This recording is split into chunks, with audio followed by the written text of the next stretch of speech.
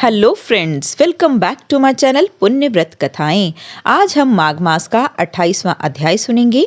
इस अध्याय में सारस और बानर का संवाद है। तो आइए शुरू करते हैं। बोलो गणेश भगवान की जय।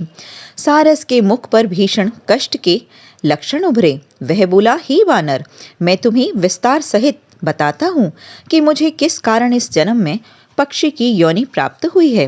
हे वानर, पिछले जन्म में मेरा जन्म ब्राह्मण योनि में हुआ था और मेरी इस योनि की पत्नी सारसी भी ब्राह्मणी थी। हम दोनों ने उस जन्म में दूषित कर्म किए और उन विपरीत कर्मों के कारण हम दोनों ने 30,000 वर्ष तक भयंकर कष्ट भोगे। हमारा तुम्हारा भी संपर्क पिछले जन्म में हुआ था। वे घटनाएं 30,000 वर्ष पूर्व की हैं, जब तुम और मेरी पत्नी सारसी ने ब्राह्मण योनि में जन्म लिया था। हे प्रेत, तुमने सूर्य ग्रहण के समय सोरवारी अन्न व धन दान किया था। वह दान तुमने मुझे देते हुए कहा था कि इसका 10वां अंश मैं रख लूं तथा शेष दीनहीन तथा अभावग्रस्त जनता में बांट दूं, परंतु मैंने लोभवश अधिकतर धन व अन्न स्वयं रख लिया और लोक दिखावे हेतु थोड़ा सा ही गरीब जनता में बांटा। इस प्रकार उस महापाप के कारण मृत्यु पश्चात मुझे कालसूत्र महानर्क भोगना पड़ा। नर्क महा भयानक है। इस नर्क में मुझे देवदूतों ने 30,000 वर्ष तक रुधिर तथा पीव सरोवर में उल्टा लटका दिया तथा मुझे दारुण दुख झेलने पड़े। वहां भयानक जंतु गिद्ध तथा कौवों ने मेरी आत्मा तक छत विक्षत कर दी। मुझे जहरीले कीड़े मकोड़ों ने भी कठिनतम दुख दिए। इस प्रकार 1000 वर्ष तक घोर दुख व कष्ट झेलने के पश्चात मुझे यह पक्षी योनि प्राप्त हुई है। मेरे साथ पूर्व जन्म की मेरी पत्नी को भी अधर्म का धन व अन्न का सेवन करने के कारण कष्ट सहने पड़े, परंतु उसके कष्ट मेरी तुलना में कम थे। मृत्यु के पश्चात धर्म अधर्म का फल प्रत्येक जीव को कर्मानुसार भोगना पड़ता है। इस सारस योनि के पश्चात संभवतः हम दोनों को मनुष्य योनि प्राप्त होगी। मानव शरीर अत्यंत भाग्य व अच्छे कर्मों के पश्चात ही मिलता है। यह दुर्लभ योनि है। तुम्हारा उदाहरण भी प्रत्यक्ष है। तुम राजा थे, तुम्हारा जन्म उच्च कुल में हुआ था, परंतु अपने कर्मों के भोग के फलस्वरूप तुम्हें वानर योनि प्राप्त हुई है। मैं भी सारसी के साथ वन में अपने काल की प्रतीक्षा कर रहा हूँ।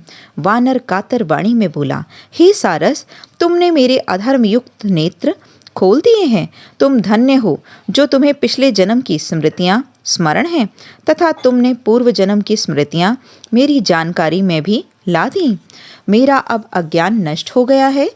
मुझे अब शांति का आभास हो रहा है। मेरा हृदय शांत हो गया। मेरे में अतीत ज्ञान उदयमान हो रहा है। मैं धन्य हो गया हूँ। वानर बोला, हे सारस, अब मुझे बताओ कि किस प्रकार मैं अपने पापों से मुक्त हो सकता हूँ तथा इस निकृष्ट पशु योनि से मुक्ति पा सकता हूँ। सारस बोला, हे वानर, मैं सारसी के साथ त्रिवेणी स्नान को जा रहा हूँ। त्रिवेणी के स्नान के पश्चात हम दोनों की मुक्ति अवश्य संभव है। हम अगले जन्म में अवश्य ही उच्च कुल की मानव योनि प्राप्त करेंगे। मानव योनि के पश्चात ही शुद्ध कर्मों के फलस्वरूप ही प्राणी जन्म जन्म के बंधनों से मुक्त हो सकता है तथा मुक्ति प्राप्त हो सकती है, जिससे प्रभु चरणों में हम सदैव सदैव के लिए आत्मलीन हो सकें। वानर बोला, हे धर्मात्मा सारस, मुझे भी त्रिवेणी का मार्गदर्शन करा दो, जिससे तुम्हारे साथ साथ मैं भी इस पाप योनि से मुक्ति पा सकूं। सारस हंसा और बोला, मुझे पता है कि तुम हमारे साथ ही प्रयागराज को प्रस्थान करोगे तथा हम तीनों एक साथ मुक्ति पाएंगे। प्रेत बोला, इस प्रकार वानर, सारस व सारसी एक साथ त्रिवेणी को प्रस्थान कर दिए। मुझे पता है कि वहां उन तीनों को मुक्ति प्राप्त हो गई थी। प्रेत योनि होने के कारण उनको स्वर्ग में आनंद मगन रूप में देखा है। प्रेत योनि युक्त केरल का ब्राह्मण बोला, हे विप्र, मुझे पता है कि तुम्हारे गागर में गंगा जल है। मैं तुमसे प्रार्थना करता हूँ कि गंगा जल का दान देकर मेरी तृष्णा दूर कर दो तथा तत्पश्चात बिना देर करे मेरे ऊपर गंगा जल डाल दो, जिससे मैं प्रेत योनि से मुक्ति पा सकूं। पथिक बोला, हे प्रेत, मैं धर्म संकट में फंस गया हूँ। मैं यह जल अपने माता पिता के लिए त्रिवेणी में स्नान करने के पश्चात लाया हूँ। मेरे माता पिता, जो अत्यधिक वृद्ध व रुग्ण हैं, वे बेचैनी से इस जल की प्रतीक्षा कर रहे हैं। मुझे डर है कि देर करने से कहीं वह अत्यंत अधीर न हो जाएं तथा बगैर जल ग्रहण किए वे स्वर्ग न सिधार जाएं। वस्तुतः मेरे माता पिता अत्यंत वृद्ध हैं तथा मृत्युशैया पर जीवन की अंतिम घड़ियां गिन रहे हैं। उनकी मृत्यु सन्निकट है। प्रेत पथिक की बात सुनकर शांत हो गया।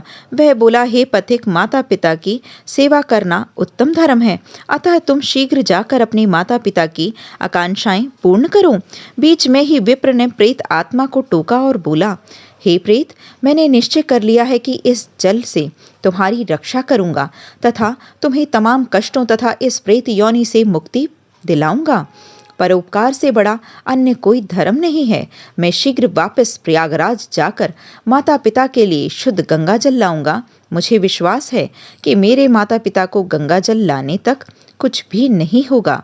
यह कहकर पथिक ने गंगा जल से भरी दोनों गागर प्रेत आत्मा को दे दी। प्रेत आत्मा ने श्रद्धा पूर्वक जल से स्नान किया तथा जल पान किया। तत्पश्चात उसे तुरंत ही प्रेत योनि से मुक्ति प्राप्त हो गई तथा दिव्य देह को प्राप्त हो गया। वह माघ का मास था। इस प्रकार केरल के ब्राह्मण ने प्रेत योनि से मुक्ति पाई। मुक्ति पाने के पश्चात तुरंत उसने माघ स्नान के लिए त्रिवेणी को प्रस्थान कर दिया। प्रयागराज में संगम के पश्चात उसे मुक्ति प्राप्त हुई तथा जन्म जन्म के बंधनों से मुक्त हो गया। बोलो लक्ष्मी नारायण भगवान की जय।